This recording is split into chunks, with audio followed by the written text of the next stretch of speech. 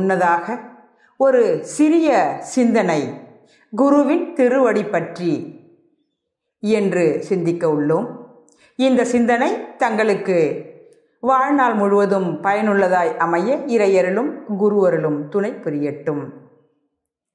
அன்பை உணர்ந்தவர் 100ல் ஒருவர், அறிவை உணர்ந்தவர் 1000ல் ஒருவர், அருளை உணர்ந்தவர் 1,00,000ல் ஒருவர், குருவை உணர்ந்தவரோ 1,00,00,000ல் ஒருவர் என்ற நித்யானந்த சுவாமிகளின் சிந்தனையை எடுத்துக்கொண்டு அந்த உரைக்கு ஏற்ப அன்பை உணர்ந்தவர் 100ல் ஒருவர். அன்பு என்பது தான் தனது என்ற குடும்பத்தில் நிகழ்வது.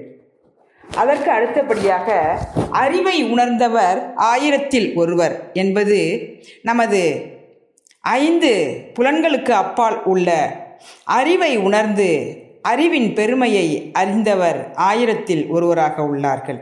அருளை உணர்ந்தவர் 1,00,000ல் ஒருவர் என்பது நாம் மட்டுமல்லாமல் இந்த உலகத்தையும் நினைத்து வாழ்த்தி வணங்கி அந்த உலகத்திற்கு உள்ளவர்களுக்காக தொண்டாற்றுவது அருள் எனப்படுவதாகும். குருவை உணர்ந்தவர் 1,00,00,000ல் ஒருவர். மாதா பிதா குரு தெய்வம் என்று கூறுகிறோம். மாதா பிதாவினால் இந்த உலகத்திற்கு வந்துள்ளோம். குரு என்பவர் நமது அறியாமையை நீக்கி நமக்கு ஒளி கொடுப்பவர். அந்த குருவின் அருளால் தான் நாம் இந்த வையகத்தில் மகிழ்ச்சியோடும் மனநிறைவோடும் வாழ முடியும். ஒவ்வொருவருக்கும் குரு என்பவர் வாழ்வில் ஒரு முறைதான் வருகிறார் அல்லது கிடைக்கிறார் என்றே கூறலாம். அவரது அருளை பெற்று அவர் அளித்த பயிற்சிகளை முழுமையாக கற்று தெளிந்து மேன்மை அடைபவர் 1,00,00,000ல் ஒருவரே ஆவர். இந்த உலகியல் வாழ்வில் இன்பம், துன்பம், அமைதி, பேரின்பம் என்ற 4 நிலைகளில் இன்ப துன்ப அமைதியை கடந்து பேரின்ப நிலைக்கு அழைத்து செல்பவர்தான் குரு.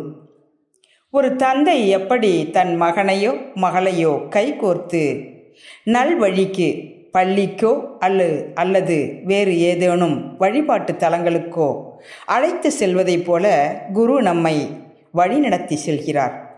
அவ்வாறு அழைத்து செல்வதே குருவின் பணி. ஆனால் குரு நமக்கு கொடையாக அளித்த பயிற்சிகளை நல்ல முறையில் கற்று தெளிந்து நாமும் மேற்கொண்டு மற்றவர்களுக்கு அளிக்கும் வகையில் உயர்ந்து நிற்பதற்கு ஒரு பாக்கியம் செய்ய வேண்டும். முற்காலத்தில் குருகுல கல்வி அல்லது குருகுல வாசம் என்றெல்லாம் இருந்து வந்தது. நாம் நாட்டை விட்டு காட்டிற்கே சென்று அவரது இல்லத்தில் அவரது இல்ல வேலைகளை சேவையாக செய்து அவர் நிறைவு பெறும் வகையில் நாம் குருகுல வாசம் சென்றோம். ஆனால் இந்த விஞ்ஞான காலத்தில் அதை பற்றியெல்லாம் யோசிக்கவே நேரம் இல்லாமல் பொருள் ஈட்டுதல் துய்த்தல் என்ற முறையில் உண்டு உறங்கி அனுபவப் பொருள்களை அனுபவித்து மனித வாழ்வின் காலத்தை குறுகியதாக்கி கொண்டு மனிதன் வாழ்ந்து இறக்கிறான். ஒருவனது பிறப்பு தரித்திரமாயினும் இறப்பு சரித்திரமாக இருக்க வேண்டும். இதற்கு குருவே வழிகாட்டியாவார். தெளிவு குருவின் திருமேனி காணல், தெளிவு குருவின் திருவார்த்தை கேட்டல், தெளிவு குருவின் திருநாமம் செப்பல், தெளிவு குரு உரு சிந்தித்தல் தானே என்பதற்கேற்ப ஒவ்வொரு கணமும் குரு பற்றிய சிந்தனையோடு இருக்க வேண்டும். குரு அவர்கள் அளித்த மனவளக்கலை போதனை மார்க்கம் அல்ல, சாதனை மார்க்கம் ஆகும். இந்த நிலையில் குரு நமது வாழ்வில் வந்துள்ளார்.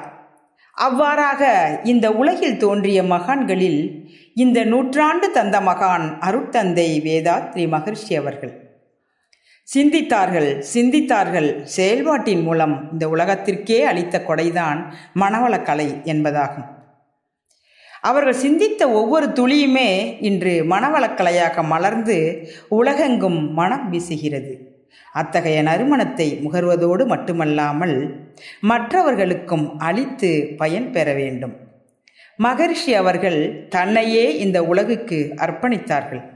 உடல், உயிர், மனம் ஆகியவற்றிற்கு தனித்தனியாக பயிற்சிகளை வழங்கி மகிழ்ந்தார்கள்.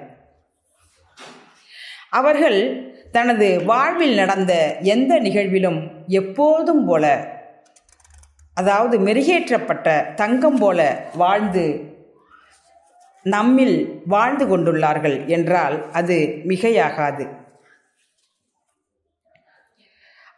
அவ்வளவு அரிதிலும் அரிதான மிகவும் உன்னதமான குரு அளித்த பயிற்சிகளை நாம் நமதாக்கி கொண்டு அனைத்து பயிற்சிகளையும் நல்ல முறையில் செய்து குருவின் திருவடிகளை பற்றி சரணாகதம் அடைந்து வாழ்வில் அனைத்து துறைகளிலும் வெற்றி, மகிழ்ச்சி, மன நிறைவு பெற்று சிறப்பாய் வாழ இறை அருளும் குரு அருளும் துணை புரியட்டும். வாழ்க வளமுடன், வாழ்க வளமுடன், வாழ்க வளமுடன். நிறைவாக இந்த குருவுக்கு புகழ் சேர்க்கும் வகையில் ஒரு குரு வணக்கத்தை கூறி நிறைவு பெறுவோம். எப்பொருளை, எச்செயலை, எக்குணத்தை, எவ்வுயிரை